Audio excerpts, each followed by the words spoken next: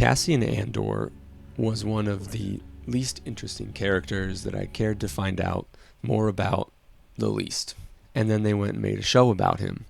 And his character became an incredible character in season 1. Watching his character go through all those moments, those philosophical forks in the road, the different things were the different catalysts on his journey that propelled him forward or kept him honest or made him determined to do anything it took to get the job done and to do what's right. And his sort of cunningness and his skill and his luck through all of that was fantastic, and you got to see him become this full person that wanted something more out of his life, out of the rebellion. And he had so many losses and hurt and pain in his life. Then in season 2, in the beginning, I thought that he kind of felt a little flat in that first arc. Like we're just going to sort of get a static Andor because we've seen him grow into the rebel now, and we're jumping over so many years that we're not going to see him really develop each of those years and become more of a rebel leader. Suddenly, now he's a captain and he's kind of doing more standard missions. He's part of the organized rebellion. He checks in and logs in, and he's part of the system to a higher degree. And we sort of don't see that transition, but we do sort of see his emotional and psychological growth through that. But I was still sort of worried that there wasn't going to be a lot more to him. And I was so happy to be wrong. Episode 9 did something incredible with Cassian Andor's character. And spoiler alert for Rogue One, it makes Andor's death in Rogue One so much more meaningful. I didn't think this was a problem ever, going into the Cassian Andor show, knowing that he's going to die in Rogue One. That wasn't a big thing for me, because I knew that this show, once I started watching it in season 1, years ago, I was like, oh, this show's really, going deep on the characters and the motivations and some philosophy and political philosophy here. And I was really intrigued by that. And I also knew that going into season 2, Andor, the show, was going to be a lot about the other side characters, especially Mon Mothma and some others. Bix is playing a much heavier role in it than I expected, and I'm really happy for that, because that is part of what gives Andor's death in Rogue One so much more beauty and tragedy, and just makes it so depressingly sad. And I'm very happy for this. They did what I didn't think they needed to do. I was fine without them making Andor's role, Cassian's role in Rogue One, even better than it was. I was fine with them making his role in season 2 cooler and better and growing and more solidified, and then watching all the other characters around him. But there are 2 moments in this final episode, episode 9 of the 3rd arc, that really made me feel so tragically sad and bittersweet for Andor as a character. The first of those moments was when Draven, I'm not sure his rank, approached Andor and said, look, we're not going to log this in. We're not going to even record this. This isn't going down in the history books. We want to make a big show out of Mon Mothma being brought in by Gold Squadron, which I think is his guys, or that other guy that's in Rogue One, who I think also dies, one of the pilots there. But they want to make a big spectacle out of it. They want to broadcast their message to the rebellion across the galaxy to try to get as many people to join the rebellion as they can, and of course they should. And Andor knows that's what that has to be done. And Draven has that line, the results are what matters. And the way Cassian knows it, accepts it, he doesn't concede it, because he doesn't disagree with it and accept a loss on it. He agrees with it.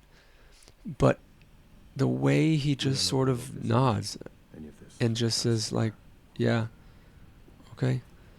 And the way he sort of turns and puts his hands in his pocket and walks off into that kind of gloomy, blurry, misty Yavin night made me realize that he is this silent protagonist character that we didn't know he was. And he has really stepped into the silent protagonist role. He was called to action, and he didn't even know it. Even the Force healer lady kind of put this in another way, in her way of speaking through mysticism, that he is this messenger on a journey. He is destined to arrive at a certain point, and he is sort of gathering and building instead of dragging what he has behind him. And so there is even this element of mysticism and the Force coming back into Andor as a show that is, I think, beautifully done, and there's going to be another video about that, but that is showing that he sort of is this reluctant, silent protagonist that just sort of gets pulled into these events, and because of his good conscience and character, he does always do the right thing, and he sees those parts where he has to fork away from the dark path or the nihilistic path or something like that, and he has to choose the correct path, like when he decides to kill Skeen in season 1, that was killing his shadow, or he decides to take the manifesto and have that be his trajectory to climb forward. But he has been catapulted along this journey, and he even says, my only skill is my luck. Just sort of the Force and all these circumstances are propelling him forward, and he sort of doesn't have any control over it. And he also doesn't get any recognition. Not that I think that someone should get all this glory. Like I said in the reaction, Luthen also knows he won't ever get any gratitude or recognition for this, and he's not seeking it either.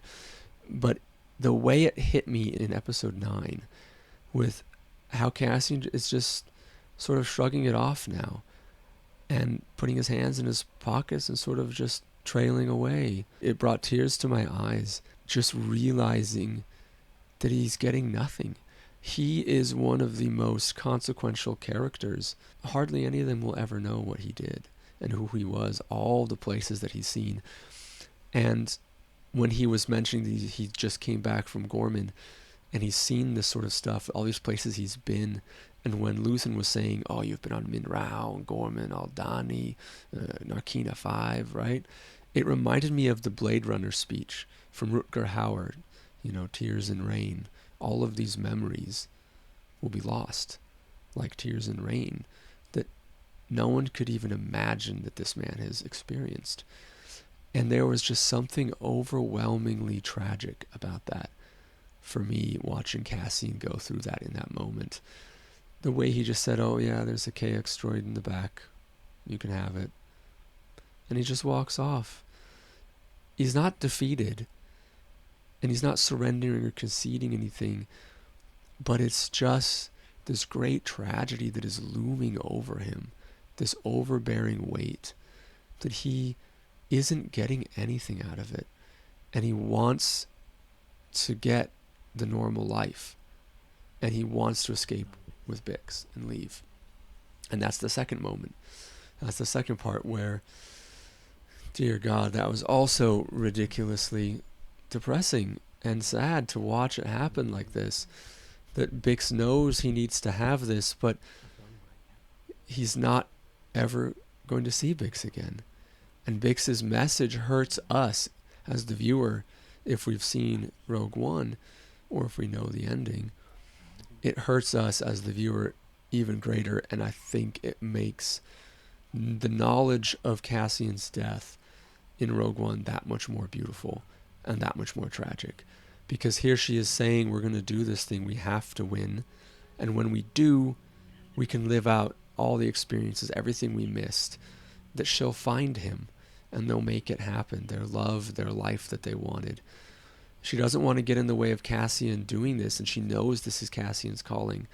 And I think that there's some sort of Force mysticism element to this, and Bix knows it, and Bix knows it deep in his character as well, and that he has to be a part of this. And Bix knows that he's an integral, cog in this whole machine of this rebellion, and she doesn't know what it will lead to. And so she makes this video saying, let's find each other again. And it just breaks my heart. And it's just incredible that Cassian won't ever have that sunrise. It's different with Luthen. He's so combative and eager for it, and his ego wants it. And I think Cassian's ego was killed in season 1. You know, in the beginning he was saying, you know, they're so fat and greedy, they could never imagine someone like me walking in and stealing stuff. He had an ego and an arrogance to him. But by the end of season 1, that was gone. He was humbled by all of his experiences and by learning how little he was in this scope and scheme of the rebellion, this growing and rebellion against the Empire. And now he is still just this character who is going to be remembered as insignificant. And actually he's monumental. But he gets nothing for it, and he doesn't have the dark faults that Luthen has. He doesn't deserve it.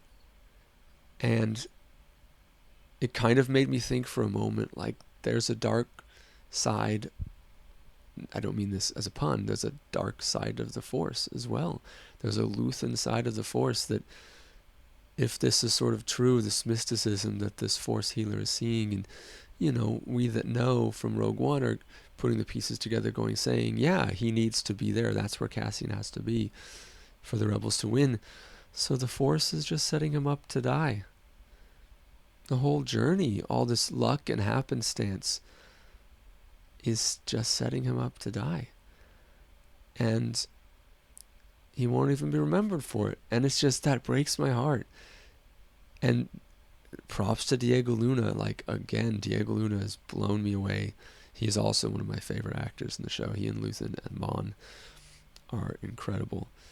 And he does such an amazing job in that short and simple scene, but so earnest in his tragedy, in his crumbling under that weight, where he just says to Draven, yeah, all right, whatever, sure. Just puts his hands in his pocket.